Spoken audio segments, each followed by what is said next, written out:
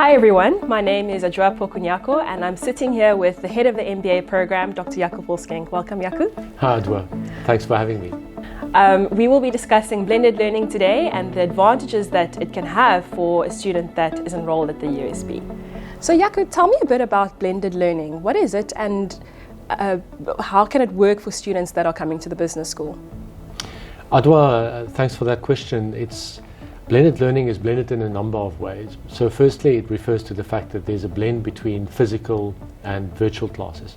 So if you do an MBA with Stellenbosch University, you will come to campus for the first block of your blended program, which means you will meet the faculty that will be teaching to you, you'll be meeting your peers, you'll be put into your groups. So it's quite important for us for that contact to have with the students in the beginning.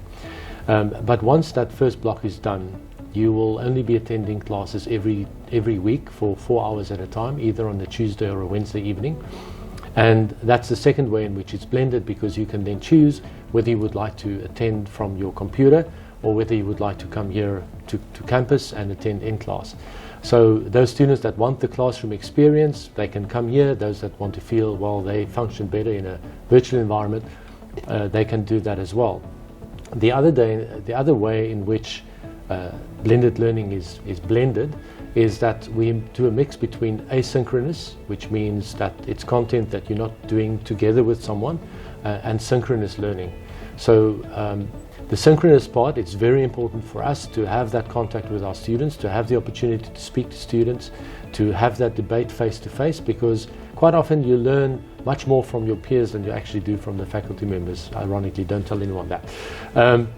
But the asynchronous part is where you can, before the class starts, read the material that you need to prepare for the class, and at the same time we make pre-videos. So we discuss the theory before you come to class, because the virtual classes or those blended classes are about 2 hours in duration, and like I said, it's every week for 4 hours. So you do 2 classes back to back on one evening. So Jako, tell me, what sets USB's blended learning apart? Ajwa, the answer lies at quite a few levels. Firstly, I should say that USB has been doing blended learning since forever, well actually more from 2015, but we've been doing it for a very long time and we're very good at it. In around about 2018, we secured some strategic funding from the university, and we invested heavily in technology for blended learning. So if you see this classroom that we're in, it's completely ready. It was ready in 2018 already for blended learning. When COVID came along, we were just completely ready for it, and we kind of continued with classes without even breaking our stride. I would say we're very good at blended learning for 2 reasons. Well, firstly, I think at the content level, we've got some of the best faculty in South Africa in their fields. Some of them are in their fields globally renowned. If you think about research, the metric that they use is citations, and the average citations of our faculty is the highest of any other business school in South Africa. So you really have the people that teach you are really experts in their field.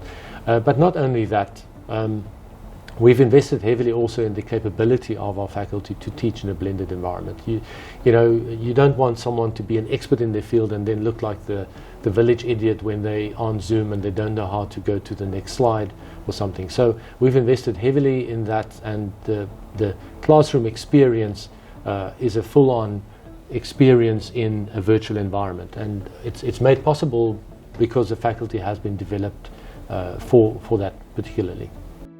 What are the advantages of blended learning, or the blended learning format? Ajwa, the answer can lie again at a number of different levels. I think firstly, from a university or from a business school point of view, blended learning allows us to have students from across the world coming into class. If we have different MBA streams, for instance, healthcare leadership, management of international organizations, and project management. So you can have someone now from, in fact, we have students from the Netherlands who are interested in healthcare leadership. So they can now join the class in South Africa on a Wednesday or Tuesday evening, and be part of the class and be part of that conversation. So you have a much more diverse audience in that group. But at a much more practical level, it means that you don't have to, if you want to do an MBA, you don't have to travel down to Stellenbosch or Cape Town every 2 months like the modular students typically would need to do. So you can have complete flexibility about how you plan your year. You don't, if you know you've got a big sales trip to America, you don't have to now not go because you have to come to campus. You just need to be available for those 4 hours in that week, and we can accommodate you then. And even if the odd occasion that you can't do it, the classes are being recorded, so you can watch them afterwards again. The same with the asynchronous content that I spoke of earlier. The theory that's been recorded on videos, that's available to you all the time, so you can re-watch them all the time, and of course that's also available to the modular students, so I guess it's a similar thing. From a cost point of view, the MBA is not cheaper because it's in a blended format. It's still the same contact hours, it's still the same content, it's still the same degree. Where it does become cheaper is the fact that you don't have to travel down to the USB every few months to come here, and you don't have to pay for accommodation, so it works out a little bit cheaper. So Jako, what is the structure of a typical blended learning class? Adwa, if you come to a blended class, you of course have the preparation to do beforehand, so typically the students would watch that videos, the asynchronous videos before the time. They will also be looking at maybe articles or something that you need to read before the time. Sometimes there's a quiz that you need to complete to show that you've done the reading and that you understand the reading, and that's particularly relevant for topics like statistics. But once the class is started, some students will be here in class, some students will be at home. The students at home, if the professor asks a question, you've got the option whether you want to unmute yourself and contribute to the conversation. And I like that. It's terrible if you speak in silence, but that's why, you know, professors like being in the class. But at the same time, you've got your more introverted students that don't necessarily want to speak up, and they often would comment in the comment section. So I find that dynamic is actually fantastic to have the input from the extroverted students that want to speak up and the ones that want to comment from the side. And you can even sometimes, for instance, when you teach and I'm in the class, I would comment on what you're saying in the class in the side. So I think that part of what also needs to happen in that session is you will have polls or breakout sessions in the class. What I love about the blended format is that the students in class can kind of make their own breakout group, but the students that are online, you can make them select their own breakout groups, and they can have conversations. You bring it back to the class, and everyone can then consider that. In a Zoom environment, which is the technology that we use, you know, you are a meter away from the student. If I'm teaching from home, for instance, like now when it was in lockdown, you're a meter away from all the other students. So it's incredible intimacy that you have with the students, and I really like that, and I think the students also respond very well to that. So Jako, if I'm a student and I'm trying to determine whether I should come to class or whether I should stay at home, which option would you recommend to me and why? Ajwa, I think firstly, I quickly need to explain that there's the alternative to a blended format MBA is a modular MBA with Stellenbosch. The modular MBA means that, like I said before, you come to Stellenbosch to Belleville, to the USB campus for that first week, and then you will continue with blocks in the modular format.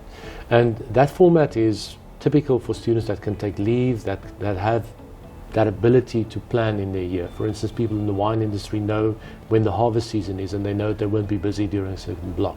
But if you're in sales and your company is sending you all over the place, it's more difficult to plan ahead. So the modular is for people that have certainty, that would like to come to campus and interact with the group, with the rest of their peers. But I think almost more importantly, I can compare blended versus modular with a sprint and a resting period in between and a marathon. So the blended is much more the marathon. You have 4 hours every week. It's much more constant, but that rhythm, I mean, you know, both of those groups very quickly fit into what suits them.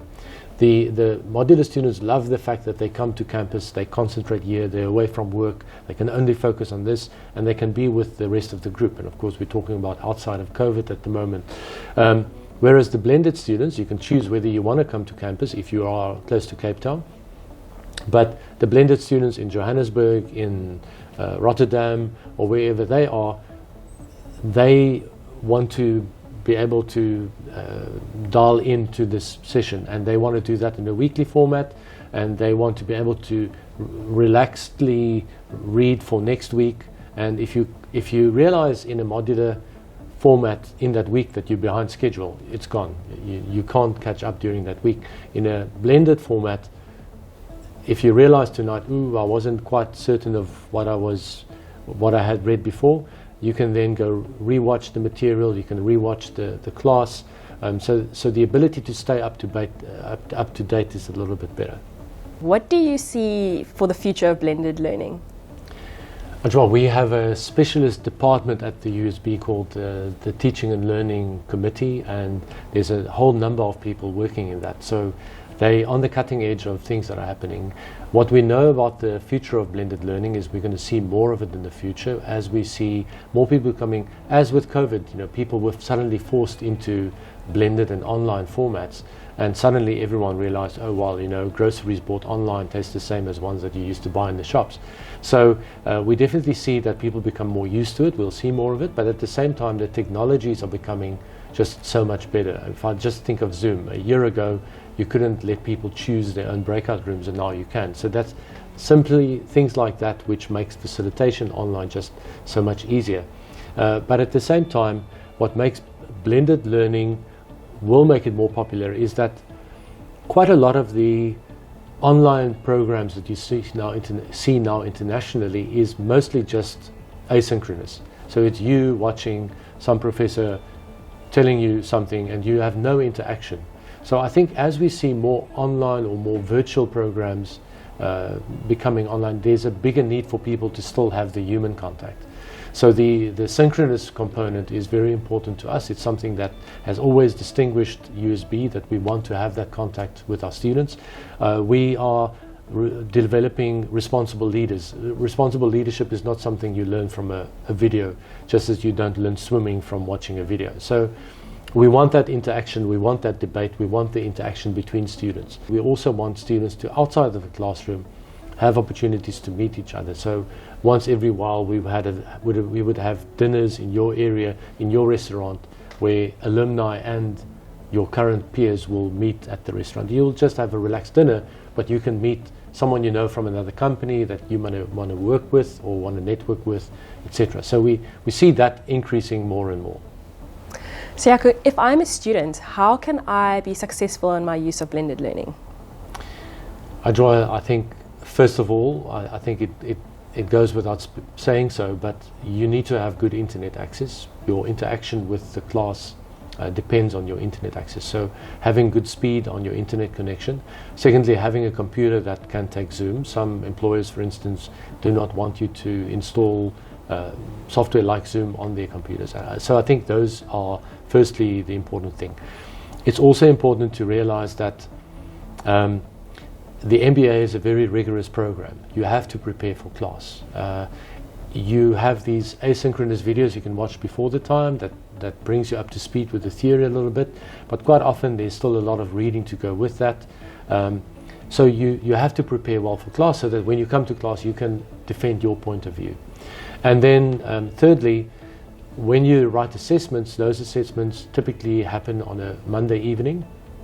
So make sure that your Monday evenings are kind of uncluttered and unoccupied, because if you write a test, you will be writing it again online. We use software that they refer to as proctoring software, which means that we can record your screen, we can record you and the sound around in your room. But that, again, it allows our students to write tests and assessments anywhere in the country in a reliable way, so that we can still go to accreditation agencies and say, look here, you've got a reputable degree that's with a solid, rigorous background in testing. So Jako, to conclude, we've spoken quite a lot about MBA students, but of course we have other programs as well. Do we offer blended learning for these students as well? Indeed, Adwa. All our programs are available in a blended format currently. So there's the master's degree in development finance. There are postgraduate degrees in business management, administration, coaching, leadership, there's futures. So I think there's multiple options if you want to study in a blended format. The students that are interested to study here should also look at our website, of course. But we are launching a new PGD format next year, which allows you much more flexibility when you do the PGD to go into any of our master's degrees after that. So I think it's really important, if someone is interested to study with us, to have a degree from an accredited top international business school. I think our website is the starting place. All the information is there. They can quite easily find everything they would need from us. Great.